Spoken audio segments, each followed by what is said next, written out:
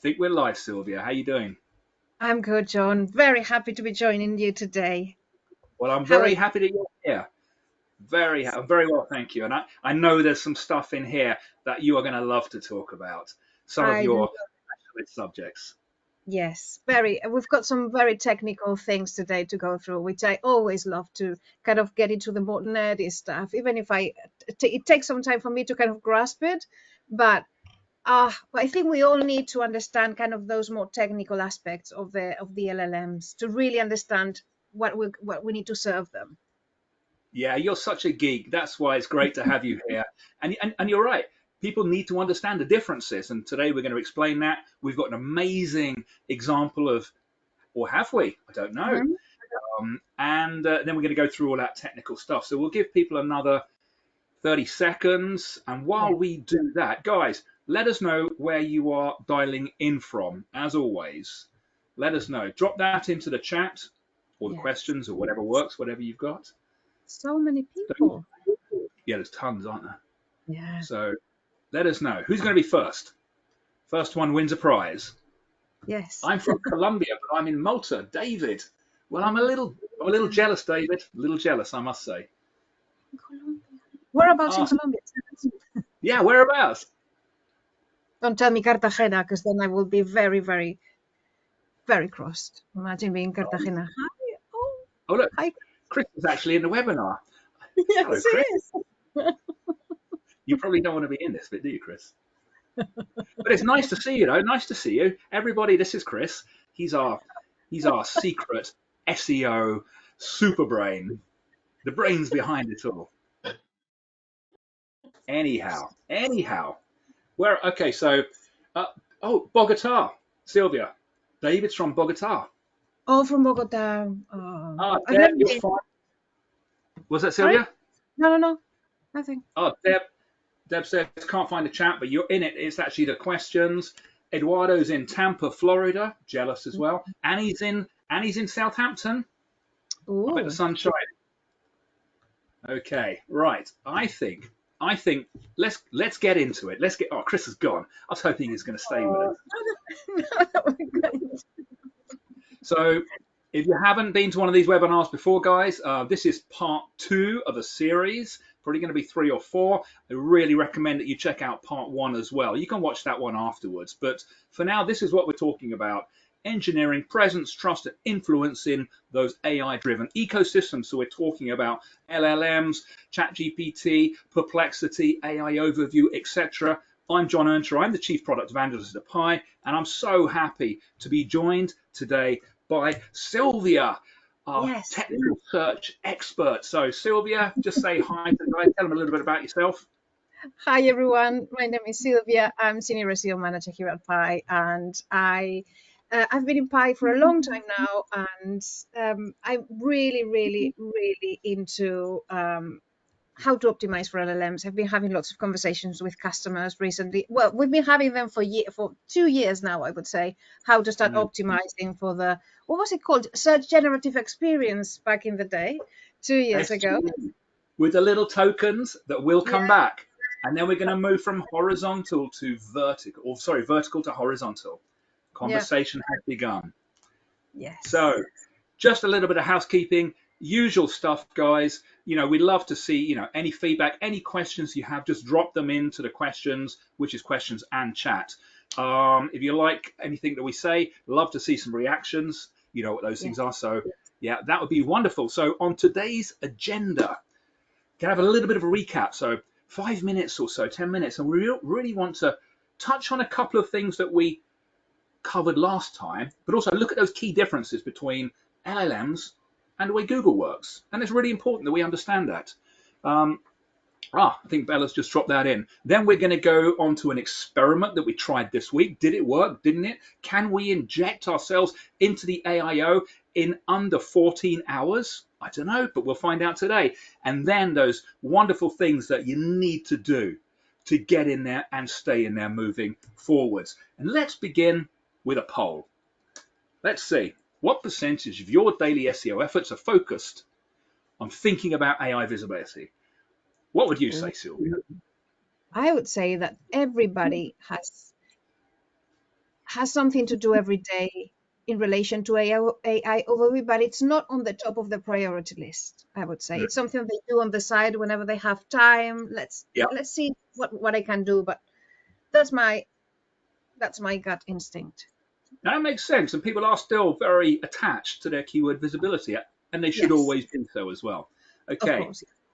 majority 84%, a little, but I want to look into it a lot more. Anyway, that's what we're here for today. So let's do Yes. exactly that with a bit of a recap. So last time, now if you're there last time, you know this. If you weren't, we started talk about this shift from positioning on page one to being in the conversation. And I've got a question for you, Sylvia. Do people still ask you, what keyword should I optimize this content for? Do they ask you that Oh, still? yes.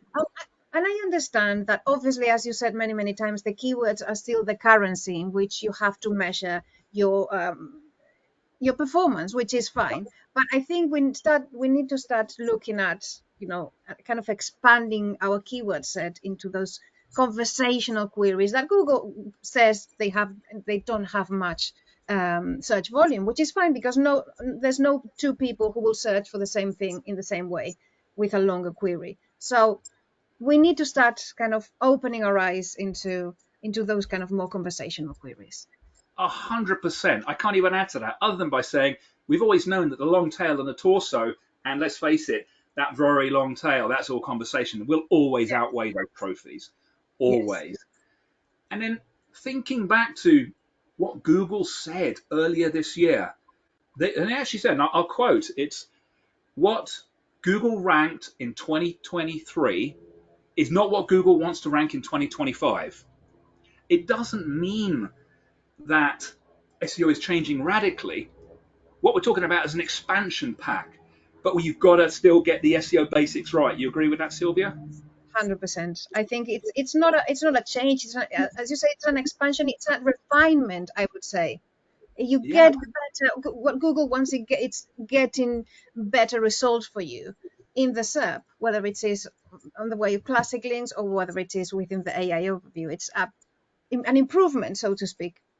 it's an improvement, a refinement, an Yes, expansion pack, whatever it is. We've got to do we've got to do it differently. And yeah, this is why. So I've got 3 slides here that really recap some of the things that we talked about, but created some visuals. So in an aid to sort of help people remember. So crawling and waiting to rank, that really is out of the window. So with LLMs in general, if we're talking about stored data, there's no crawling and waiting to rank. The content's actually embedded in these things called vector databases, and that the answers are made retrievable based on meaning, not on metadata or on keywords. And if it's internal data, that's absolutely instant. And that's quite incredible. And that's very different to crawlers like Google, traditional. So that's to start with. But the thing about these vectors and these vector databases, they're really quite fuzzy. They get so close to understand meaning, but what they miss is the who, the what, the where, and the when. And that is where knowledge graphs come in. So, for example, if you take the word Apple, is it a computer company? Is it a thing that you want to eat? Is it a color or something? I don't know. But that's what knowledge graphs do. They help to connect all of these entities together. So they're really defining relationships in the same way that internal links are so important. So this knowledge graph is going to be important as we go through the rest of this session because it's really about defining relationships. And then when you use them together, the vector database and the knowledge graph, so we got a database finding the relevant content, the knowledge graph clarifies the connections between the Apple and the company, and then the LLM beautifully, in general, explains it with a bit of hallucination. So that's kind of different to what we've been used to. So what this we're is so now tricky. Sorry, I what's just that? have and people need to understand this I think it's very tricky, but understanding how this is radically different Oh to yeah, how Google used to work in the past or still works in a sense. So understanding this, it will bring you the best baseline into what you need to do or to rank for within the LLMs or to appear. yeah. And And there are so many people who are actually doing really quite well right now in regular Yes. classic search who are going to be in a world of pain, especially if their website is not structured really, really simply and clearly in the sort of clusters that we're going to talk about. So Yes. it's these slides are important. So rather than sort of optimizing the ranking, we're preparing for this synthesization. We're trying to help these LLMs synthesize and chunk our data and present it. And we've got an amazing example for you today. So we finally finished up talking about building this authority ecosystem, which extends beyond the page.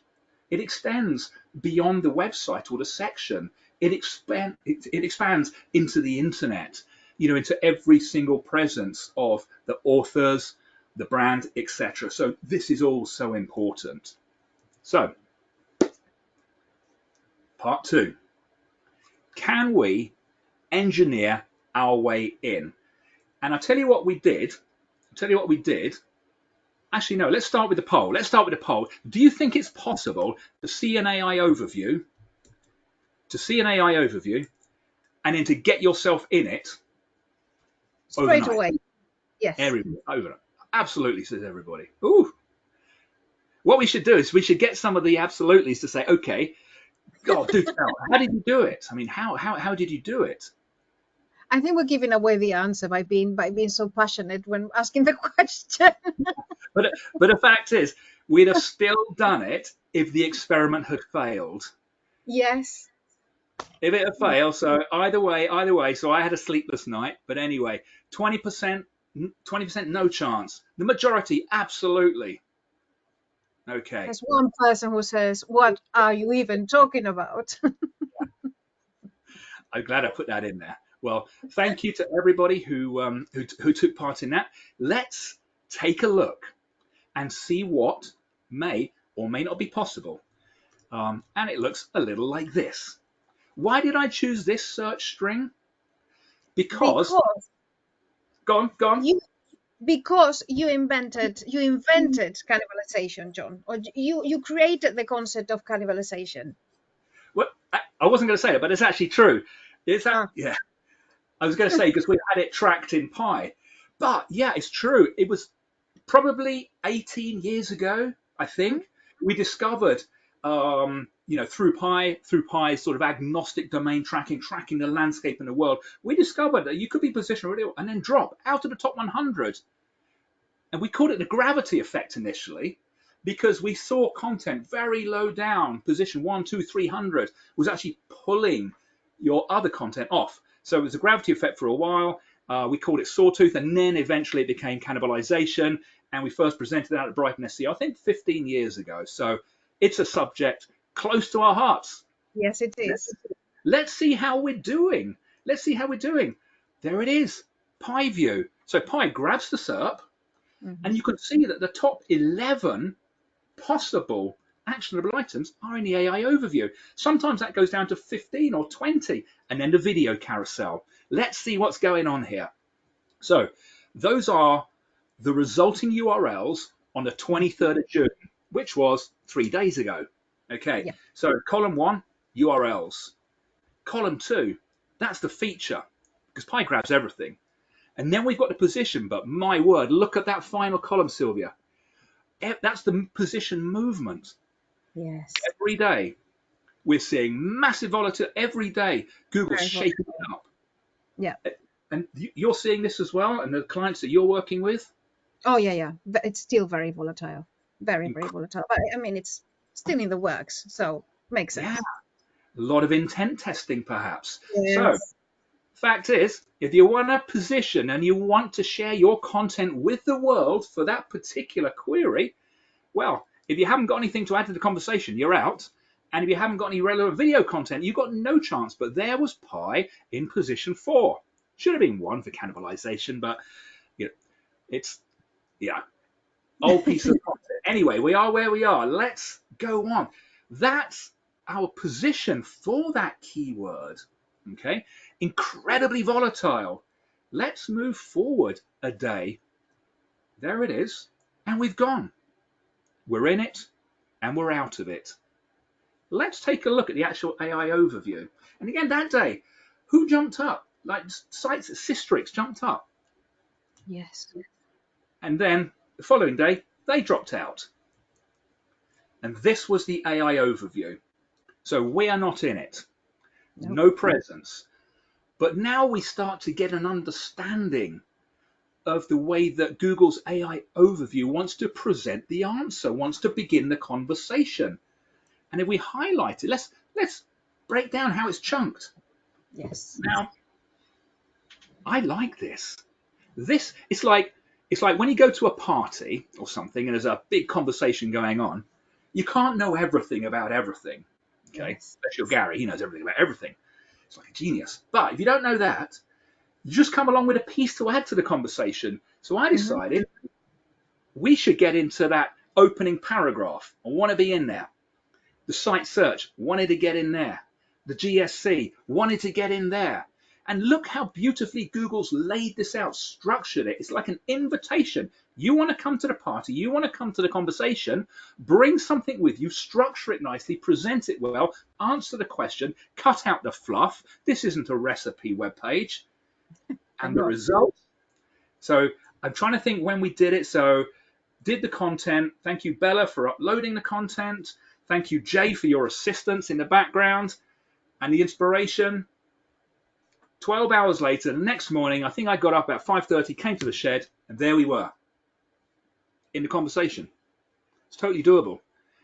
Less than 12 hours. Didn't last too long, though, but that's by the by, because all we did there was inject that piece, well structured, designed to fit in this landscape, but we didn't do anything else. It wasn't contextual. It needs to be contextual. Yeah. Now, when you click on those two links on the right, it jumps straight to the article that we injected it was just a new paragraph, but enough. I say probably about 3 paragraphs, tackling those issues like GSC, and it was enough to get us in there. So for me, I thought, that made me really happy. But it's not sustainable, is it, Sylvia? It's not a long-term strategy. No, it's not a long-term strategy, but it proves the point of each of those chunks is it's been treated as a subquery within a topic. Yeah. And you need to, the way that you have to look at it is, okay, how can I target that subquery? Yeah. And it is. So, the sort of work that you're, what advice are you giving to your customers about this at the moment? Or in more. I've been telling them for years for years, and I'm not. It's been years since I've been telling them that topic clusters is the best way for you to tell Google and your users at the end of the day that the depth and breadth of your content and your knowledge. So we now learned, and I've read this recently, that Google's AI mode functions with it's called a query fan out technique. So it basically takes a topic, it breaks it a topic and it breaks it down in different subtopics. Okay, cool. And for every subtopic, it goes and it finds the most relevant information. So what you saw there is kind of the crystallization of that. It's breaking it down into different subtopics and having the topic cluster with kind of tackles the topic in itself, but having them as a pillar page and then having pillar pages that support that main topic cluster page with kind of more in-depth subtopics. Yeah, it's what Google needs, and that's what it's going to get you ranking and appearing within the AI overview, for example. I can tell you're so passionate about topical authority, and I know you've been talking about it for years. And I tell you what, I bet some of those customers wish they started a long time ago. Yes, and another thing, obviously, internal links. Obviously, you need to make connections, but that's a given. You got, and we'll talk about those, but I think about the topic and topical authority, and you can't fake it with bad structure. You need good structure. you used to be able to fake it, and it looked like it was a good cluster, but that doesn't work no longer. We've got to make Yes. things simple. So let's get into how we influence that interpretation, how we influence the way that these LLMs understand and in turn synthesize and present our information just like they did there. So technical bits first. Yes. Oh yeah. So we're just going to run through site structure. That's a whole other thing, probably for another time. But if people Yes. have got questions on site structure, if you think your structure's not really working, just reach out. Let us know. Reach out to Sylvia or myself, and we'll take a look. But we just want to cover these three things: the semantic HTML, structured data, and JavaScript. And I know structured data, Sylvia, is right up your street. But Yes. we'll begin with semantic HTML. And basically, in simple terms, it helps whatever's reading it to better understanding the meaning of what an element actually is. And in a second, I'll show you a comparison between unstructured or non-semantic and semantic HTML. And this was introduced with HTML5 and it came up, and you can see some of them here. Articles, aside, fig caption, footer, header.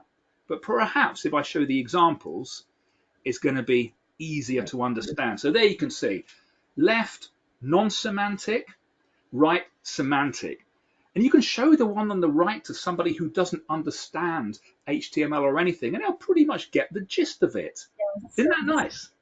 Yeah, it's simpler. It's Simpler. cleaner. It makes sense. Yes. Using tags to convey meaning. So Hmm. rather than stuff like article, yeah, so they're using article and nav, which is great, better than div and span and all that nonsense on the other side. So it's the way forward. And you can use semantic HTML to break your content into retrievable chunks, as we Yes. did, and then you can chunk your way in to the LLM. But that's more of a site-wide thing. More Yeah. of a site-wide thing. Thank you, Richard from Lumar, for giving me these two examples. We had a chat yesterday. So, Richard, I thank you for that.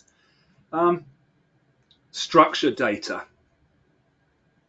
Is it really important for what we're talking about, Sylvia, or is it an urban myth? You tell No. us. No, no, no. It is. It really, really is. Especially where you have to demonstrate. You have to demonstrate quality signals, right? Those quality signals, especially, for example, for author bios Yes. and citations, etc. Yeah. Having that schema there, it's instant. Google or any other LLM will get that knowledge instantly. Yeah. That Sylvia, I think you hit the nail on the head. That person schema, for example, more important now than ever. Otherwise, because we know what's going on out there. Mm. Everybody's using GPT to churn out vanilla AI. And what's going to happen to them this year? What's going to happen? So if you came to was it last webinar or you saw the Brighton SEO, I showed an example of what happened to a famous newspaper Mm. when they fell foul of one strand of Google's spam update. That was the site reputation abuse. What's coming this year? Scaled content abuse. And when that hits, it's going to hit so hard, it's going to Yes. clean up another 60% of the junk from the SERP. That's going to hurt. So, yeah, all of that. I mean, it's just so important. It's just so It is. important to use structured data. It is very And important.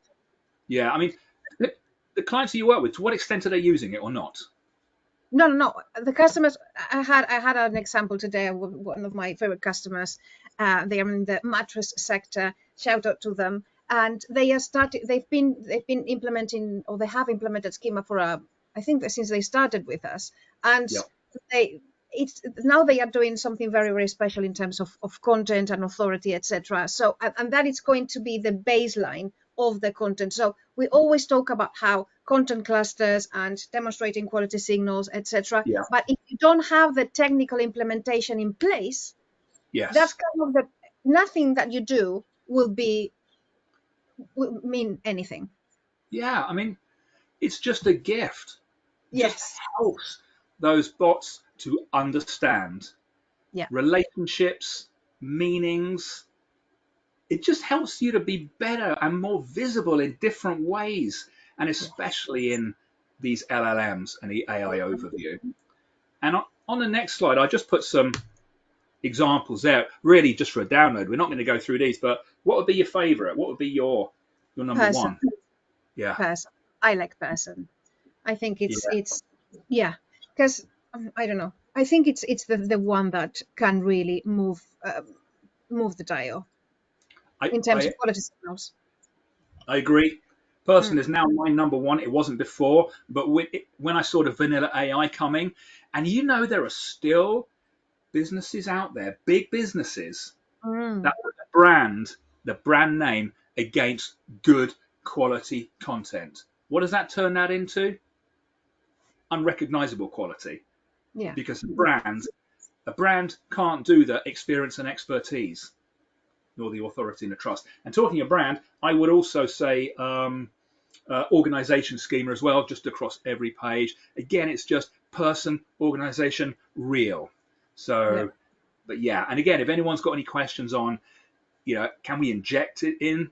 Yeah, you can do that. There are so many ways of getting schema in after the door, after the horse has bolted, as it were. So, next one, JavaScript. So we went through the pain of JavaScript with Google, and when Google couldn't really understand it, couldn't render it, then it could, but it was still a little bit problem. But we're through that now. So Google's great. So Google does three things. It executes the JavaScript to render the content, it applies the CSS so it looks beautiful, and then it renders the DOM, and there we go. And there we go. So LLMs don't do that in general. In general, they don't. So if you are not using client side, if you're not getting it done before and you're leaving it down to the LLM, then there are going to be some problems. I mean, do you have clients that are not using pre-rendering or not using client-side rendering? I think most have moved across, haven't they? No, they have moved across. I think at least for the main content, it's pre-rendered. Yeah, I think people have kind of got. I remember one famous site migration, and it was a couple of years ago, and they implemented a JavaScript. Well, it's two. M&S did it many years ago. I think I can say that. Everybody knows it. But their JS menu was impenetrable to the robots, and they constantly lost all visibility overnight. So I think it's what everybody should be checking this. So, we have one question that says, when I look at the citations appearing in AI overviews and AI mode, many of the results seem to be highly SEO'd content. Not all this high quality content best practices. Any thoughts on that? Yeah, my first thought is it probably won't be there tomorrow. Yes. Okay, Google's doing this rapid, as you saw from that final column a few slides ago. Google is changing this on a daily basis. It's in total flux at the moment. We were talking yesterday. This is a liminal space we're in.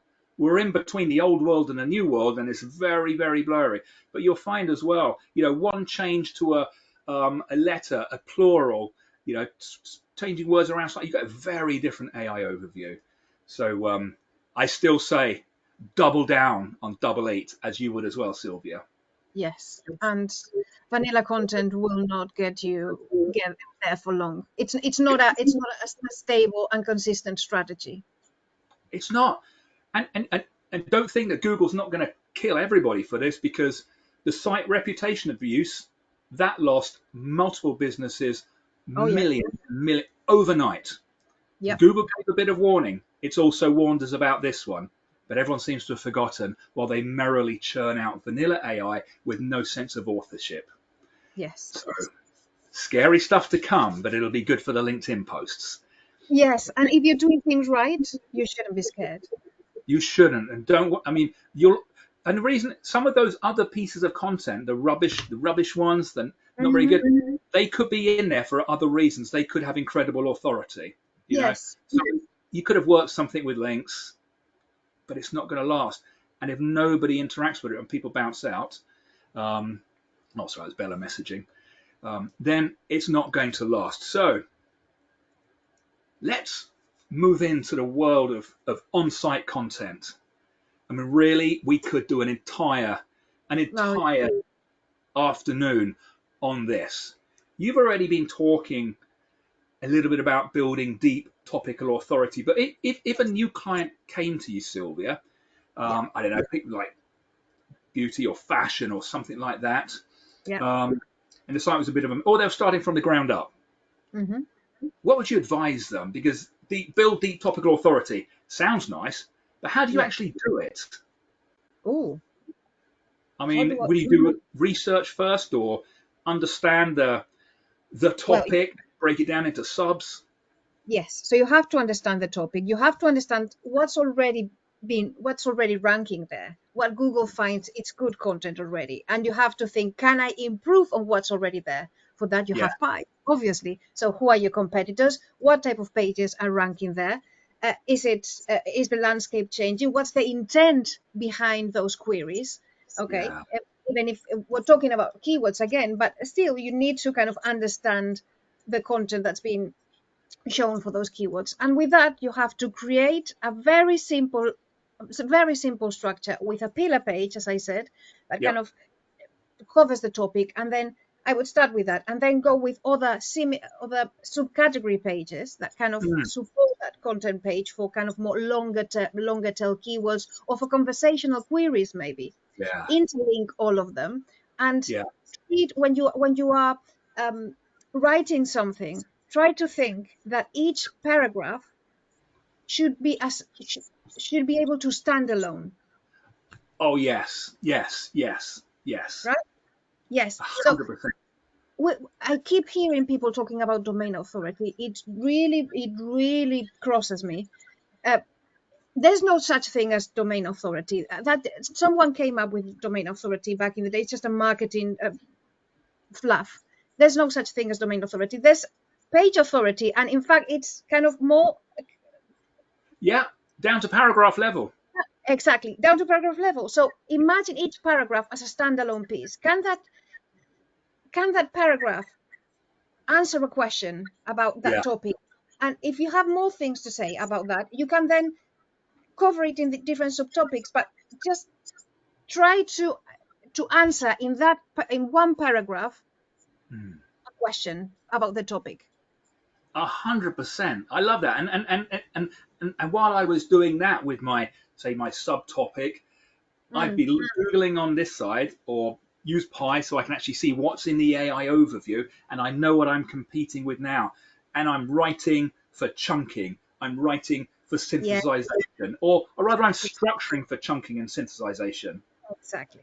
And if So people don't know, because maybe there are some people here who don't have Pi, right, I believe, Pi can give you the most detailed understanding of what Google is giving users within the AI overview. Who's there? What are the pages? What is the whole content of the AI overview? How that yeah, changes over time, the presence of the AI overview. We have everything in Pi. Sorry to be a bit commercial here, but it's so good. What we have is so much better to what's there for with other competitors. and it just helps you to really understand, to visualize, to see what's going on. So important. And I put another one there. Put the important stuff first. Okay, I'll tell you websites that don't put. You know what I'm going to say, Sylvia? I'm going to Google how to make arancini. Oh, You know what I'm going to get? Or how oh, to barbecue a pizza. Jesus Christ. Well, I'm just going to get a whole load of rubbish about the history of pizza or arancini or where it came. That I'm sorry, recipe sites, your days are numbered in the world of LLMs and AI overview, because you might have a lot of content, but you know what LLMs do? They prioritize the first things that they read. So mm-hmm. it's a good idea to front load because it's going to get super bored. Imagine it's like when you put a really long question as ChatGPT, it gets bored, it doesn't finish it. Put it in Mm. chunks, you'll find that works. And also, LLMs deprioritize vagueness and fuzziness. Fluff, fluff. Yeah. Yes. And I don't want to call any name, but some websites are just, oh, get to the point. Get Yes. to the point. Because people have been told for years, content is king. Just get your content, loads of words. 2,000 word counts. People used to talk about word counts. No, answer the questions. Chunk, synthesize, get it ready. Get it ready for the conversation. So just get rid Yes. of all that unambiguous language. Yes. Right. Sorry, lost my slides. Lost my. Here we Oh. are. Here we are. No, all good. All good. So, as a tip, and we're not going to do this today because we haven't got time. But if people want to know how to do this, then just let us know. Just reach out.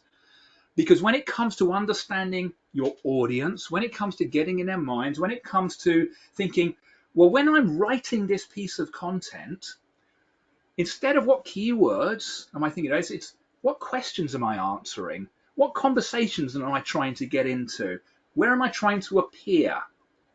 So to really start to understand that, you can actually use deep research, targeting at certain platforms, and then bring in the data from the last week or 2 weeks and get real conversations. Yes. But that's for another day. Other things off site. Tighten up your knowledge graph entries. Mm-hmm. Okay, let's just pick Wikipedia for a minute. Let's just pick Wikipedia. I mean, I'm talking about Wikidata there because that's more Wikipedia's for people. Wikidata is more just supplying data and relationships. But how many of your customers have out of date Wikipedia pages? Probably most. If Probably if most. if they have any Wikipedia page at all, they should have. I mean, it They takes should. time. People don't, and don't we know that ChatGPT is mining Wikipedia? If you're not in there, is really going to struggle. And Yeah. it's actually not. It's relatively straightforward. So I actually looked up some new high street businesses today, and none of them had Wikipedia pages. It Oh, used to be the thing like 10 years ago. Oh, and we used to yeah. do that. We used to help people create those pages. And then Mm-hmm. Google's knowledge graph came along, and that was vital for Yeah. that. So if you haven't got a Wikipedia page, either for, say, your CEO or the business itself, you can actually, Wikipedia will help you do it. It's got a tutorial, there's a sandbox you can play in, and you can craft a beautiful entry with all the links and the relationships. Links, again, we're making connections. We're helping Google to understand from offsite all the wonderful things about our business, our products, our CEO, etc. And that's really going to help you. There's no guarantee it'll get in there, might get rejected, but just keep it accurate, sources, citations, and then you're in there. Yes. Again, so offsite as well, LinkedIn. We know we should all be posting more on LinkedIn, Yeah. and also in those posts, linking as well. So, if we're authorities on a topic, if a business is an authority on a topic, that business should be regularly publishing Yes. authoritative sound bites of information linking to relevant pages. And that kind of starts Yes. to join things up. And then we start to build this authoritative landscape. And then we come to, okay, I said, okay, UGC platforms, that is LinkedIn.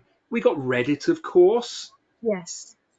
But for Suitable. example, fashion and beauty, etc., what you post on TikTok, what you post on Instagram, etc., that is part of your offsite authority Yeah. as well. That is how you can really extend and demonstrate how authoritative you are with your real customers as well, responding questions, being engaging, etc. And people have a real downer on Reddit, but it's got Yes. a mass. I mean, there are some sketchy things going on there for Oh, of sure. course. Of course. But there's a lot of good stuff. And what a Mm, better way to understand a vertical and all the conversations that are being had by mining that data, but by, if appropriate, getting in there and contributing, not in a fake old school social media way, but actually add some value to conversations. And again, what are you doing? You're taking your knowledge, your intellect, and you're distributing it everywhere. LinkedIn, I don't know, Quora, Reddit, etc. Whichever UGC platforms are relevant, and there are so many of them out there. yeah. Again, we're broadening our footprint. And then, of course, monitor. Mm. Monitor your presence. That's key.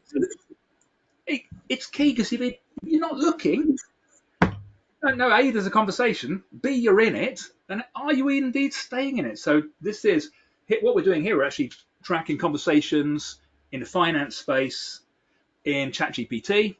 Mm-hmm. Of course, who's doing best?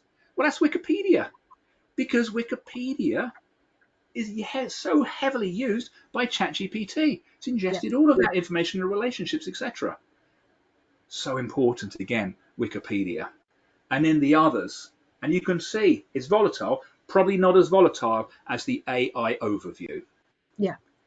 So, so you're encouraging your customers to look, go beyond Google, just Oh to yeah. think beyond that. And how are they responding? Or are they demanding it off you? No. They love it. They Speaking of that customer that I had the conversation today with them, we've been talking about how to optimize for commercially for your own brand, for Perplexity, for example, or for ChatGPT. They have you can really start seeing the type of traffic that's coming from them. Yeah. But also, I think it's Perplexity, the one I forgot about this, but they have like a program for vendors, Uh huh. like e-commerce, that you can be part of. And because you can now shop from Perplexity, you don't have to go to the site. So if you Yeah. are being shown as a site on, for example, on Perplexity, they can shop there without going into your site. That's So you have that's to put things in place for that. that's quite incredible. And I'm a big fan of Perplexity, and I Mm-hmm. go through phases of preferring Perplexity over Google and Mm. certainly Gemini.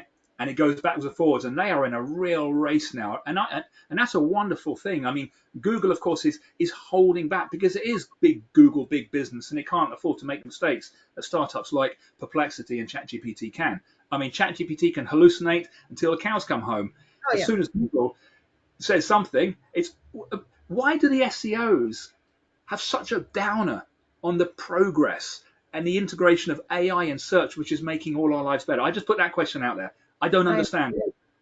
I understand the fear at the beginning, and I understand people making fun out of, putting glue on your pizza. I understand that. That was maybe, I don't know, maybe the race was so important at the beginning that Yeah, some things were put out there when they were still not ready. But at this point in time, that's we're in a very different moment now.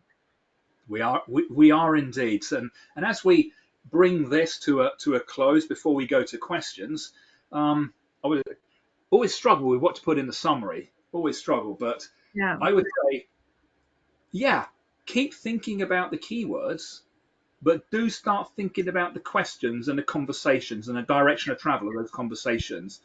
And just ask yourselves, does our content allow us to come to the party, to join the conversation, and stay in it? For Hmm. example, you could have a piece of content, I don't know, about sustainable fashion that gets into the AI overview.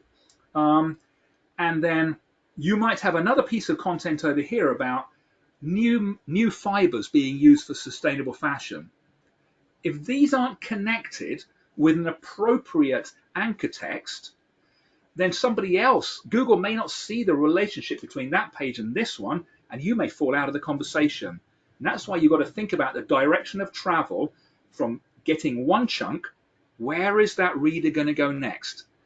Let's chunk and synthesize and get this piece of content ready, and that one. Let's start to join them all together.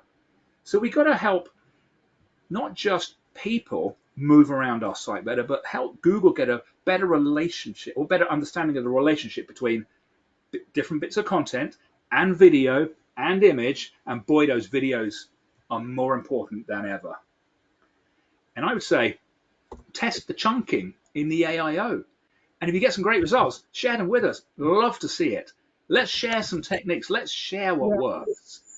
Definitely. I'm going to start building out the one that I did and try and improve that and try some more as well. And I'm starting to do it with some clients too. I mean, it's Yes. super fun. It's super fun. Um, and build out those authority ecosystems. All Exactly. that stuff we've been talking about off-site. The LinkedIn. It's not just a web page. It's not just a piece of No. content.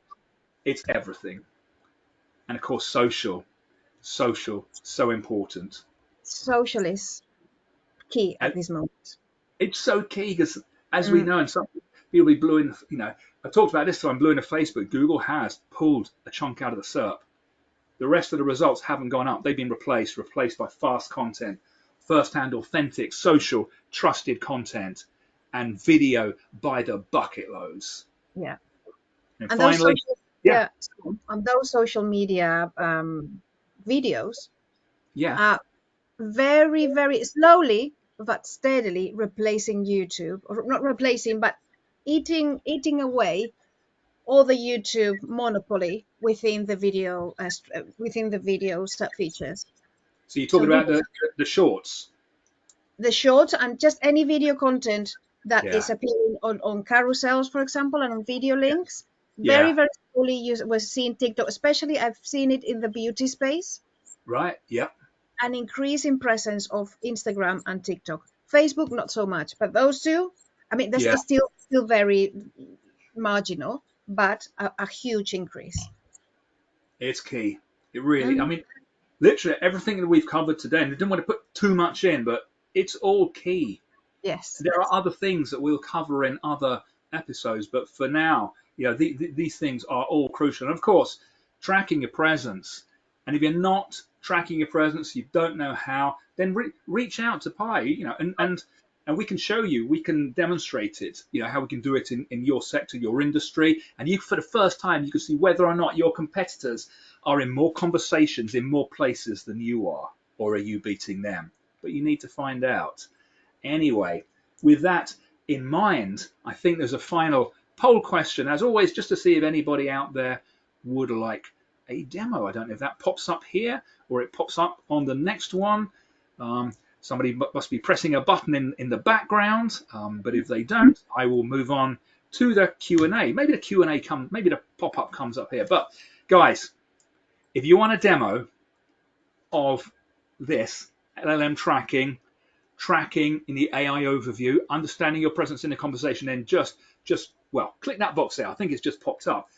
And if you've got any questions on anything we've covered today, or anything we haven't covered, or anything about SEO, drop them into the questions, and then Yes. Sylvia and I will do our best to answer them. I've got one here that I'm very interested in knowing, maybe what you think. So, Lily is asking, if AI crawlers cannot crawl JavaScript, how do they crawl JSON structured data? That's a good question, and I wouldn't say it applies to them all. Mm. Some will do a better job than But does others. JSON structured data always have to be rendered dynamically or injected dynamically? Can it just be on the... That's a Yeah, very good question, it's a Lily. good So question. thank you. You better do some research on that one, Sylvia, and then come back. And Yes. Now I have to understand what. yeah, it'd be good to look at some actual examples of that. Mhm. We can see it and then we can test it. Um, I don't think it Well, always has to be yeah, dynamic. my understanding, Marina, as well, that it doesn't. It can be. Oh, the web would be in a terrible place if it were the case. It doesn't need to be injected via JavaScript. That's my understanding, but maybe I'm. I need to look into this more. Yeah, have a look into because what we always do after these, if you have questions after the event, or you're watching this not live, then feed the questions through because we get back to everybody who has questions for us, technical or otherwise. So, are there any other questions on this rather warm and humid Thursday afternoon? It's about 101 degrees in my shed, There we Sylvia. go. Schema can be shown. Sorry, I have now. I can't think of anything else, John. Schema, says Chris, which is what I was saying, can be shown using pre-rendering. Exactly. Oh yeah, pre-render. Yeah, absolutely. So yeah, if you're not doing it, you have to use pre-render. So Kathy says, how do we track traffic from any LLMs or any recommended tools, please? Well, Well, you can certainly track the visibility in Pi, and exactly. so We don't. I would say focus on presence first. Focus on getting into that conversation. Start doing some manual checks, start doing some tracking, start looking at your visibility, and look at your visibility for, I say maybe for a topic, and you could do this in Pi. You could pick a topic and think about all the subtopics within that and all the possible questions, feed those questions in, and voila, you'll be able to get a really good idea of the extent to your participation in the conversation. And I think it's early mover game. Get in now, stay in there, keep building your offsite authority, doing all of those things that we said, build out your structured data or structure your data with schema, and it'll go a long way. And the traffic from LLMs, I think you can build, what are they called? It just left me now. UTM parameters, how is it called? Oh, you can track it. They've made that possible recently. Yes, I think Google Search Console now is going to show you as part of that. Yeah, they announced it recently. Yeah. ChatGPT is currently being referred to as referrals in GA. Would you change the default to organic? Chris Farron is currently being tracked as referrals. Would you change the default to organic? Do you have an answer on that one, Sylvia?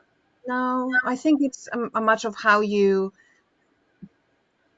report on those to stakeholders, for example. If they can understand better than it's from an LLM to be as organic, just report it as organic. Yeah. I mean, what I get a sense of, everybody wants to understand their presence, but are people, the extent to which you want to understand your presence, are you putting the same effort in across the site, off the site, doing the schema, doing those things? Because then you're very, very rapidly going to see good presence. Okay. Any others? Any other questions on this rather fine warm day?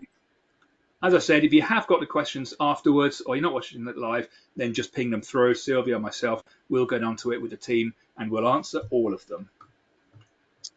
So, I think